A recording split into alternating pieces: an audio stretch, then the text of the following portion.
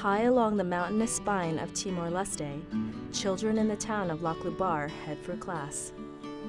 In this quiet place, nestled under the canopy of tall trees in one of Asia's poorest countries, a scene of tranquility masks a darker history that is only beginning to fade. The fact that 13-year-old Madalena Soares can come to class at all represents a success story of local and international cooperation.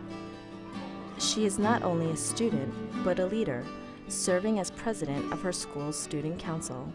I like mathematics, and when the teacher gives us homeworks, I can do it. I also like Portuguese because knowing this language will help me improve my communication.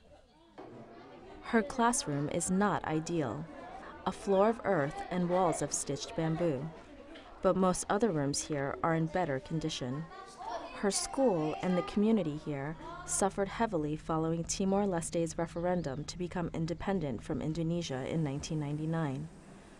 Then, pro-Indonesian militias retaliated with a wave of torching and killing, forcing hundreds of thousands of Timorese to flee their homes. In 1999, all the people, including children, were scattered. We were in the mountains, students, parents. When we came back, many students did not go back to school. The school buildings in Laclubar were left in ruins, with no roof and no desks or chairs. A group of local school leaders took matters into their own hands, launching an effort to restore the school. They sought out other former teachers to return to class and mobilized the community to pitch in however they could. The schools were in bad condition. The parents also contributed by supplying chairs, tables, and other small things that are needed for the school to function. The community showed their greatest interest and willingness to reestablish the schools because they wanted something good for their children.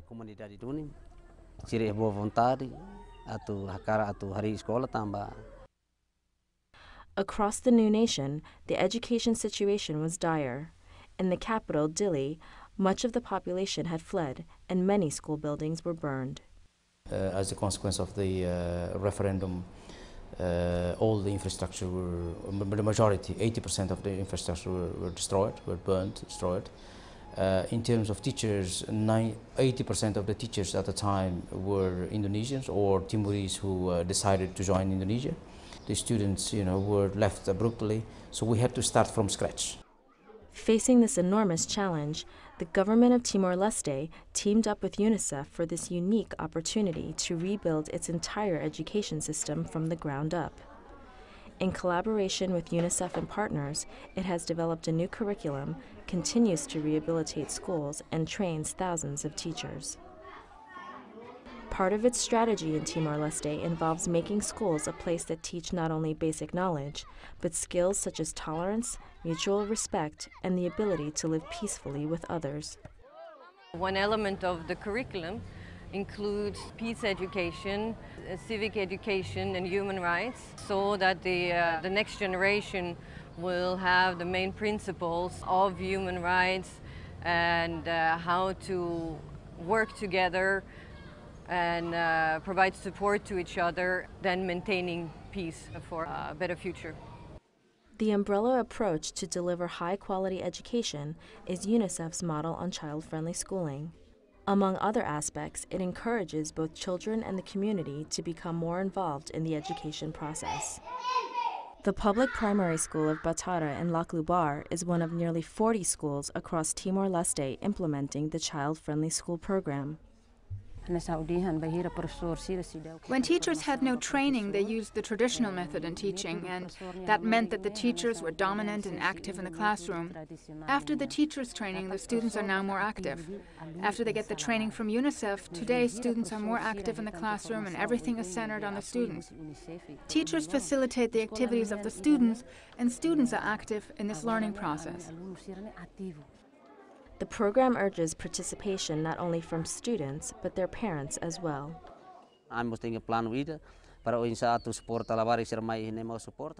This plan is important to help ensure that parents have an active role in the school.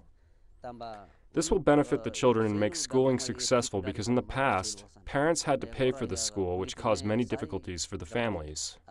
But today, there is a government policy through the Ministry of Education that says access to schools must be free of charge. And because of that, the parents are more willing to have their children go to school. Just up the hills in the nearby village of Funar, Mario Baptista walks to his school, named in honor of the country's president, José Ramos Horta. Mario had to drop out of school for 2 years because his family could not afford to pay the school fees. He returned in 2008 when the fees were abolished.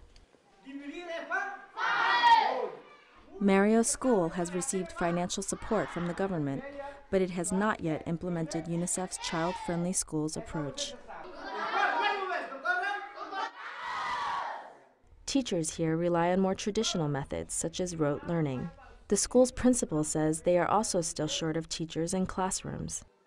The problem is to find ways to help provide training for the teachers as well as get more teachers on contract. We also need training on the curriculum. Our priority is on the curriculum so that we can have a better foundation and so that if there are mistakes, we can refer to the curriculum for corrections. For children, parents, and community leaders, efforts to rebuild the country's education system provide an opportunity to reach more marginalized communities such as Laklubar and Funars. We do not want it to happen, as it did during the Indonesian time, that the Timorese are illiterate. Our children should not follow our path. They should live a better life and be well educated.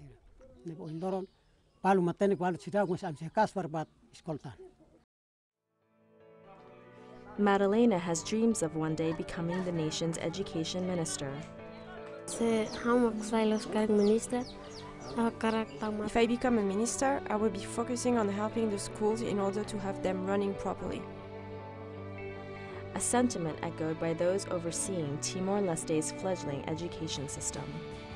So education is not only for education, for educating people, but educating people also to provide skills in order for them to better actualize themselves, prepare themselves to be part of the development process. So education is a must, I think, for a country like us.